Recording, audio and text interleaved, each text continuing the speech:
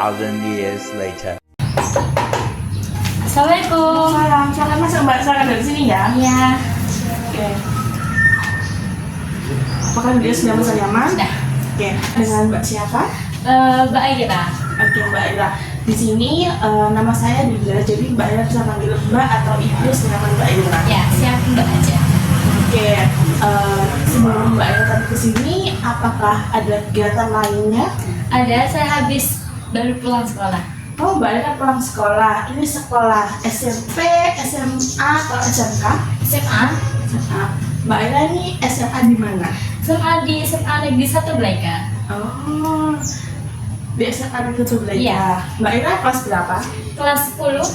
Oke. Mbak Ira ini di SMA Negeri 1 Blaika, Mbak apakah mengikuti ekstrakurikuler atau organisasi? Ya. Saya mengikuti organisasi dan juga ekstrakurikuler. Oke, organisasi apa Mbak? Organisasi OSIS atau organisasi siswa intrasekolah. Oh, jadi Mbak Ira ini anggota OSIS? Iya, siap. Oke. Di anggota OSIS ini Mbak Ira menjabat sebagai apa?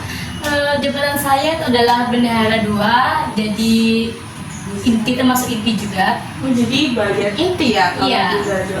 Oke. Kalau untuk ekstrakurikuler, Mbak Ira Saya mengikuti ekstrakurikuler itu KIT, karya ilmiah remaja. Oke. Mbak Ira ini anggota atau bagian inti juga? Ini juga dong, jadi saya menjadi bendahara. Oh, jadi di dari bendahara di OSIS juga menjadi Iya. Jadi suka makan uang berarti ya? Iya. Oke.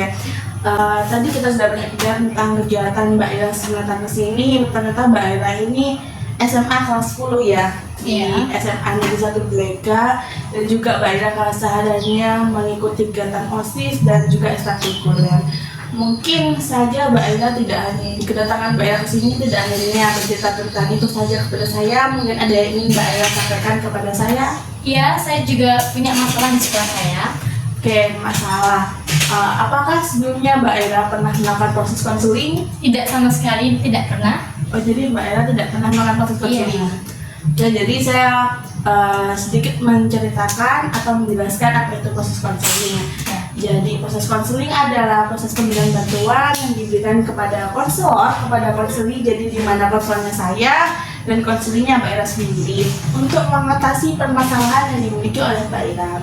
Tetapi solusi jangan berada pada saya, Mbak Ira solusinya mencari sendiri. Jadi saya hanya menjembatani saja permasalahan yang dimiliki oleh Mbak Ira. Jadi Siap. apakah Mbak Ira paham? Paham, siap paham. Oke, Mbak Ira, tadi Mbak Ira sudah paham tentang apa itu konseling. Ya, paham. Oke, selanjutnya pada pertemuan kali ini kita dibatasi oleh waktu dari 30 sampai 45 menit. Mbak Ira mau yang mana? 30 menit. Oke, Mbak Ira, perlu ketahui juga Mbak Ira bahwa proses konseling ini tidak hanya satu kali pertemuan saja, nanti ada pertemuan-pertemuan selanjutnya. Nanti kita akan bertemu di hari lainnya yang memungkinkan Mbak Ira untuk menyelesaikan masalah dari Mbak Ira. Apakah Mbak Ira sudah paham? Paham. Oke, Mbak Ira, tadi Mbak Ira ini cerita di awal kan memiliki masalah mengenai di lingkungan sekolah. Silahkan diceritakan lagi permasalahannya seperti apa. Ya. Jadi pada suatu kejadian itu kan menjadi bagian organisasi yaitu organisasi OSIS.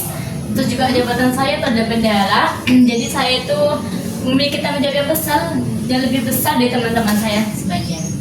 Nah, suatu kejadian itu adalah ketika kita melakukan event yaitu event Hari Guru yang diadakan oleh SIGB 2 karena juga saya pemegang SIGB 2. Oke. Apakah ada perasaan negatif yang dimiliki oleh Mbak Ira? Ada, pasti ada, yaitu perasaan saya itu adalah tertekan. Oh, Mbak Ira ini merasa tertekan ya Iya. dengan perilaku yang tadi ada event di Hari Guru. Apakah selain dengan Mbak Ira memiliki perasaan negatif tertekan, apakah ada perasaan lainnya? Ada itu muak. Oh, Mbak Ira juga muak. Iya. Oke. Selain tadi Mbak Ira bilang tertekan sama muak, apakah ada lagi satu atau ada banyak lagi? Iri. Iri. Iya. Oke. Jadi Mbak Ira ini merasa tertekan, muak sama iri. Apakah itu saja? Ya, sudah itu saja. Berarti ada 3 ya Mbak perasaan Iya. negatifnya. Oke. Oke Mbak Ira tadi sudah menceritakan 3 perasaan negatif yang dimiliki oleh Mbak Ira pada saat kejadian tadi, yaitu tertekan, muak, dan iri. Ketika Mbak Ira ini merasa tertekan, perilaku apa yang Mbak Ira lakukan pada saat itu? Untuk tertekan, perilaku saya itu adalah saya menghindari kegiatan atau juga tugas-tugas yang diberikan oleh OSIS. Jadi Mbak Ira ini memilih untuk menghindar dari Ya. tugas-tugas yang diberikan oleh OSIS. Apakah ada perilaku lainnya pada saat itu? Tidak ada. Hanya itu saja. Ya. Lalu ketika Mbak Aya ini merasa muak pada kejadian itu, perilaku apa yang Mbak Aya lakukan? Perilaku saya itu adalah saya mencari alasan agar saya tidak mengikuti kegiatan atau juga tidak mengikuti pertemuan atau rapat dari OSIS. Jadi ketika Mbak Ira muak ini, Mbak Ira memilih untuk menghindar, untuk tidak datang pada pertemuan rapat begitu.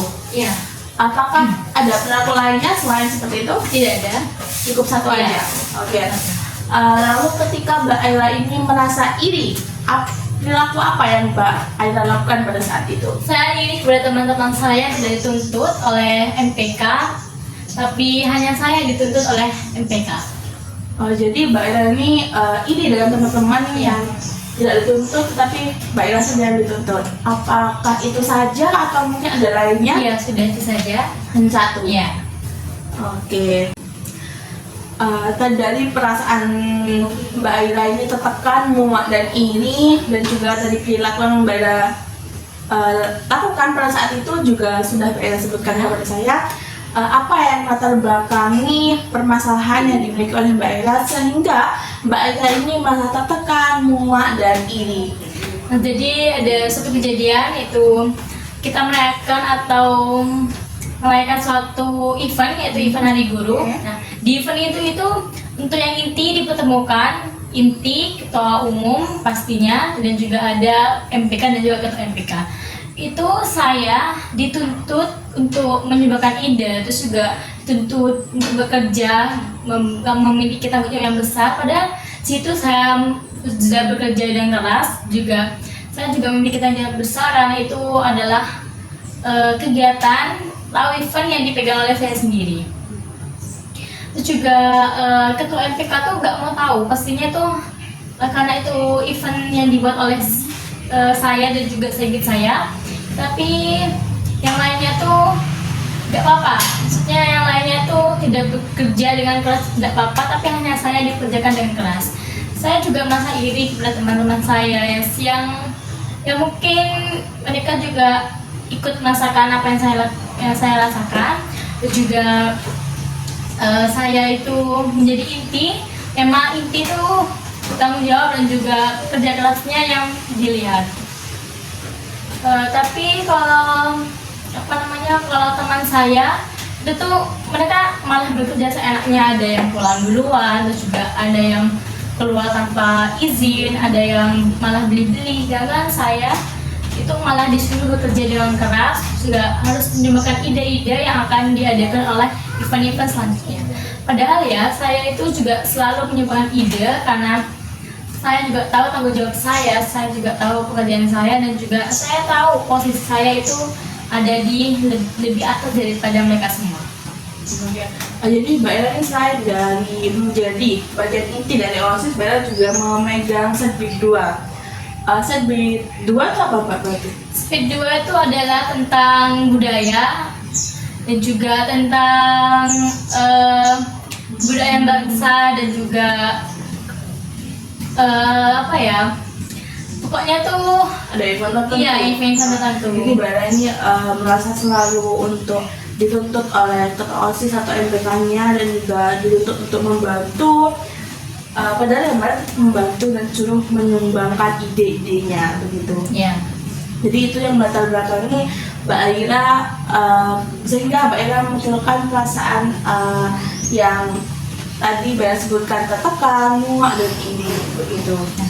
Pemikiran-pemikiran negatif yang dimiliki oleh Mbak Ira saat itu atau setelah Mbak Ira ini dimarahi oleh MPK, disuruh menyumbangkan ide dan sebagainya, apakah ada pemikiran-pemikiran negatif yang muncul Mbak? Pasti ada. Pemikiran saya sendiri adalah saya tidak boleh dituntut dan juga saya tidak boleh meluangkan ide saya di saat itu juga, karena pikiran saya itu juga masih kemana-mana ya, antara dengan pekerjaan segmen ini, event ini, dan juga masalah-masalah yang di luar organisasi, masalah sekolah, masalah juga keluarga, dan juga masalah OSIS itu sendiri, dari MPK, dari inti, dan juga dari anggota lainnya. Ya, jadi Mbak Elani juga memunculkan pemikiran negatif, Ya. di mana Mbak Elani bilang bahwasanya saya tidak boleh dituntut dan saya tidak boleh disuruh untuk menyumbangkan ide, begitu. Ya. Oke. Jika kamu tadi mengatakan kamu tidak boleh dituntut, apakah berarti kamu tidak bisa berkembang? Mungkin berkembang dan belajar itu saya bisa, tapi tidak harus dengan dituntut cara belajar dan juga saya tumbuh. Apakah ada bukti konkret bahwa kamu akan hancur jika nantinya dituntut? Tidak ada. Tidak ada bukti kan? Ya, tidak ada bukti. Jika kamu tidak pernah dituntut, bagaimana kamu bisa tahu sebenarnya kemampuanmu? Dengan cara dituntut mungkin saya akan merasa sedikit malas untuk belajar atau juga melakukan kegiatan, tapi juga saya sadar diri jabatan saya kan juga saya itu mencalonkan diri sebagai pengurus inti, dan juga pasti saya tahu apa saja yang saya bisa dan apa saja yang saya tidak bisa. Coba bandingkan dirimu dengan orang yang sukses. Apakah mereka mencapai kesuksesan tanpa dituntut? Mereka pasti sih dituntut, dan juga kan setiap orang tuh beda-beda ya. Ada yang dituntut juga, ada yang enggak, ada yang dituntut malah semangat belajar, dan juga ada yang dituntut malah jadi malas mereka belajar. Oke. Jika kamu selalu menghindar dari tuntutan, apakah kamu akan mencapai tujuan penuh? Tidak. Apakah itu mencapai tujuan hidupmu? Tidak juga sih ya, Mbak. Lalu, kenapa kamu merasa tertekan jika ada orang lain yang menuntutmu? Apakah ada yang kurang dari tubuhmu? Apa hatimu akan terluka? Tidak juga. Tidak kan? Iya. Oke. Jika kamu tidak mau dituntut, apakah kamu ingin menjadi seperti tanaman kaktus yang hanya ada di tempat dan tidak berkembang? Tidak. Tidak kan? Iya, saya juga tidak mau. Apakah kamu ingin selalu berada di zona nyaman dan tidak mau keluar dari zona itu? Saya mungkin merasa saya ingin sekali sih ada berada di zona nyaman selama hidup saya. Tapi juga pasti dia ini pasti banyak sekali masalah.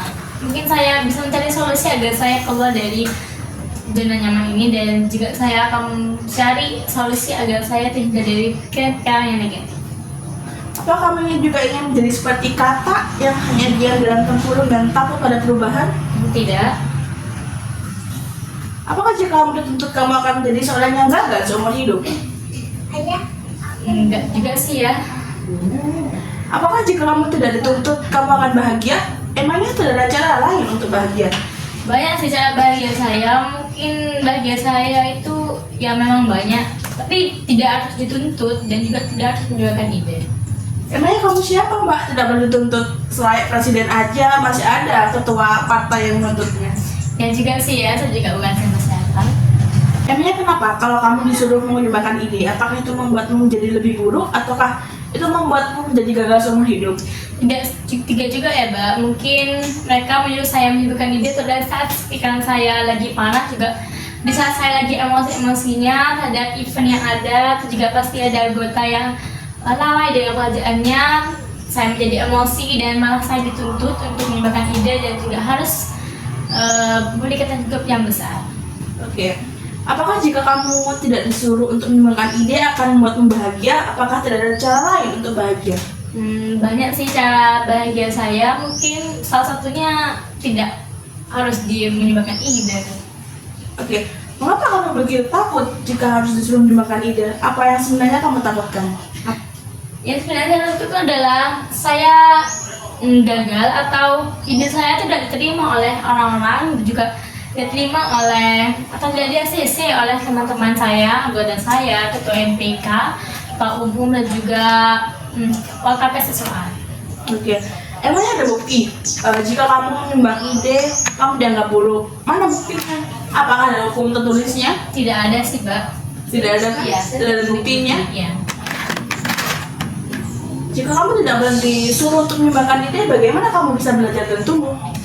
Saya mungkin bisa lah ya belajar juga tumbuh tanpa harus menyumbangkan ide. Apakah kamu yakin idemu selalu lebih baik dari orang lain? Tidak juga. Tidak juga kan berarti? Iya. Apa kamu berpikir bahwa kamu itu selalu benar dan orang lain itu selalu salah? Mungkin saya pernah punya mungkin rasa kayak gitu, seperti itu, tapi saya rasa itu tidak baik sih. Jadi enggak ya. Oke. Dengan jika kamu tidak pernah berbagi ide, bagaimana orang lain bisa tahu betapa cerdasnya kamu? Dengan orang lain tahu betapa cerdasnya saya, tidak harus saya menyumbangkan ide. Saya bisa dari prestasi, gitu juga saya dari buat rasa tanggung jawab saya sendiri, dan juga rasa kepercayaan saya sendiri terhadap orang-orang, dan juga rasa kepercayaan sendiri setelah diberikan tugas oleh ketua umum, ketua MPK, dan juga ketua kampus.